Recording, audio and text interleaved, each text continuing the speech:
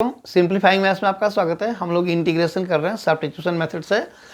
तो substitution method हम क्यों यूज करते हैं? क्योंकि जब क्वेश्चन में डिवीजन फॉर्म हो, प्रोडक्ट फॉर्म हो, चेन फॉर्म हो, तो उस फॉर्म में जब क्वेश्चन होगा तो चूंकि रूल नहीं होता तो तुम इंटीग्रेशन नहीं कर सकते हो। तो हम ये सब्स्टिट्यूशन इसलिए करते हैं कि इन तीनों फॉर्म में अगर कोई भी फॉर्म हो तो वो चला जाए और इंटीग्रेबल फॉर्म में तुम्हारा क्वेश्चन बन जाए। जैसे देखो tan x by root cos x, यहाँ पे डिवीजन भी है और चेन भी है। चेन क्यों है, कैसे है? देखो रूट मतलब पावर 1/2 या पावर n। तो पावर के अंदर अगर कोई ये जो जगह होता है वो x के लिए होता है, x के जगह पे cos x दे मतलब कि चेन बना रहा है। तो सीधा सीधा दिख गया कि हमें इसमें cos x को पुट करना चाहिए या फिर तुम पहले सिंप्लीफाई भी कर सकते हो, ठीक है ना। तो सिंप्लीफाई करोगे तो पहले i is equal to tan x dx by क्या बनेगा यहाँ पे अंडर रूट ऑफ, ये तो अभी मैं कॉपी कर रहा हूँ। चलो अब इसको साइन कॉस में चेंज कर दो। तो ये देखो tan x is sine x dx by cos x into under root of cos x, ठीक है ना।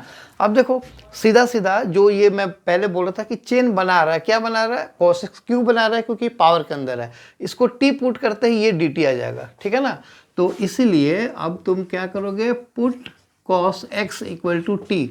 अच्छा अब ये भी चीज समझो कि तुम t पुट करो या कई जगहों पर ऐसा होता है कि रूट है ना, तो फ्रैक्शनल पावर की वजह से प्रॉब्लम होती है। तो मतलब ये अनयूजुअल फॉर्म जो होता है, यानी कि जिस भी टर्म की वजह से तुम्हें प्रॉब्लम हो रहा है इंटीग्रेशन करने में, तुम उस हिसाब से भी तुम उसको टी पुट कर सकते हो या टी स्क्वायर। जैसे अंडर रूट है तो हम टी पुट करेंगे तो भी क्वेश्चन का सेम आंसर आएगा जो अगर हम टी स्क्वायर पुट करें। टी स्क्वायर क्यों पुट करते हैं कहीं कहीं पे? क्योंकि टी स्क्वायर पुट करने से ये अंडर रूट हट जाता है तो क्वेश्चन थोड़ा सा ईजियर हो जाता है, ठीक है ना। तो बाद में उसको हमें जब सब्स्टिट्यूट करेंगे तो आंसर दोनों मेथड से सेम ही आएगा। तो ये टी पुट कर दो। सो अब cos x का derivative minus sine x d x equal to d t implies sin x dx is equal to minus dt. So therefore I is equal to, देखो ऊपर क्या बना माइनस dt, नीचे क्या बना cos x को हमने t पुट किया और ये अंडर रूट टी, यानी कि minus d t upon t to the power 3/2। देखो ये 1 है ये हाफ है, तो टी टू द पावर 3/2 यानी कि minus t to the power minus 3/2 dt। So answer क्या हुआ, -3 to the power -3/2 plus 1 divide by -3/2 plus 1 और plus c। So i is equal to minus, ये देखो ये 2 - 3 तो t टू द पावर -1/2 हो गया, ठीक है ना। और नीचे ये 3/2 प्लस 1, तो जो चीज़ है उसी से तुम उसको डिवाइड करोगे तो ये कितना हो जाएगा। चलो यहाँ पे भी डिवाइड बाई -1/2 प्लस c।